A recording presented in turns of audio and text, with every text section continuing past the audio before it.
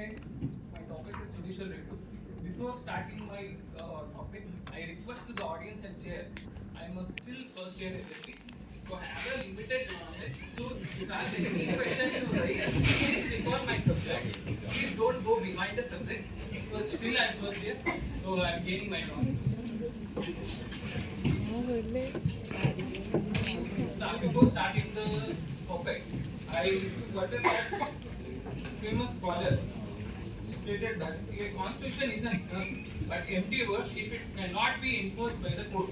That means if there is no words or no provision or articles cannot be enforced by the court of law, then it cannot become a constitution. It's a waste of the words in the constitution. So starting that, what is the judiciary? Judiciary is something that constituted for dispute the resolution, resolving mechanism, primarily function of the court to settle dispute justice between one citizen to others and one state to others, like this. And second part, what is the judicial review? Judicial review topic is already being stated yesterday topic when two girls are taken. So you must know what is the judicial review. I just hold the few words of the basic words what I understand in my own views. So judicial review is a function as a legal instrument enabling courts to evaluate the constitutionality of activities performed by the legislative, active and administrative bodies. And judicial review is a crucial to constitutional democracy, acting as a vital role to preserve the supremacy of the constitution and uphold the rule of law. That means if anything we want to state that judicial review, the court must interpret the word. If any article violate the any laws passed by the parliament, if it is violate the articles or constitutional principles, then court coming to the pictures and strike down the law in according to the article 13. And second, if you going to see the history of a judicial review is mainly we want to say that when we see the where it is incorporated, this is incorporated. The origin of the judicial review can be traced on the famous US case, the Supreme Court ruling in Marbury versus Maxon 803, fourth Chief Justice of John Marshall in US. They uphold the principle of judicial review. Then legislature cannot or Congress cannot come up with the laws or rules which cannot be violate of the citizens. The fundamental rights are very most important in the citizens, so they are safeguard of the constitution. And second part, I wanted to go the debate of the constitution and assembly. So relevant to this topic, explicitly they are not mentioned in the judicial review in a constitutional debates, but they also focused on few things relevant to this. What I want to highlight here is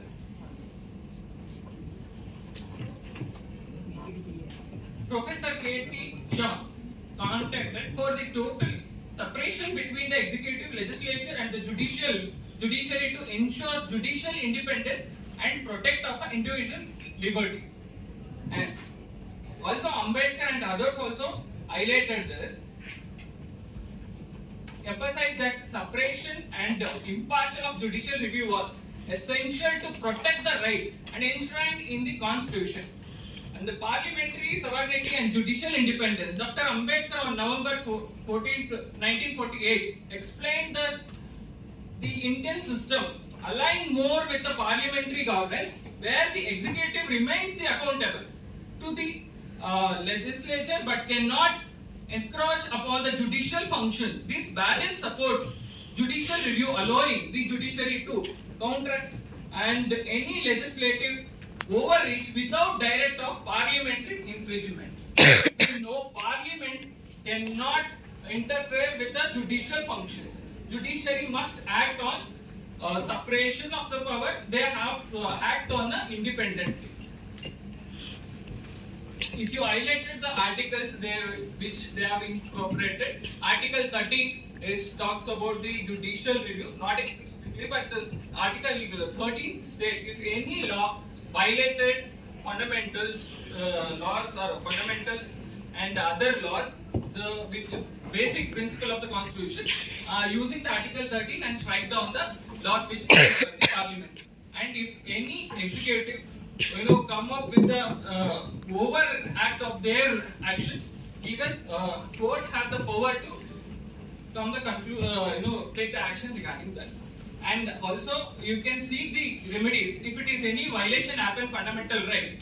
Article 32, if you directly approach the Supreme Court, if you had any violation or if you feel any, the judicial review was not formally referenced during the context of assembly discussion. The architects, the emphasis on the judicial independence and constitutional interpretation established the foundation of its application. This deliberation emphasized the judiciary role overseeing legislative and executive act, ensured compliance with the principle of the constitutional law. And next, coming to the part evolution and contemporary of consequences of a judicial review. It's the core of my topic.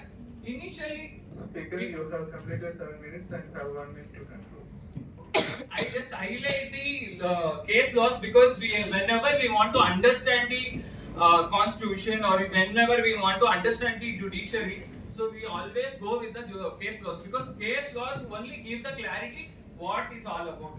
In initial year, A.K. Gopalan versus State of Madras, you can also know the fact because who are sitting as the audience or chairperson, you are well known about the constitution. I don't want to highlight every part because of the convenience time. So I just cited the cases. And State of Madras versus Champak Dorarajan. So initially, you know this case very well that what happens in the judiciary initially because judiciary acted of limited power before coming to the picture like introducing the collegium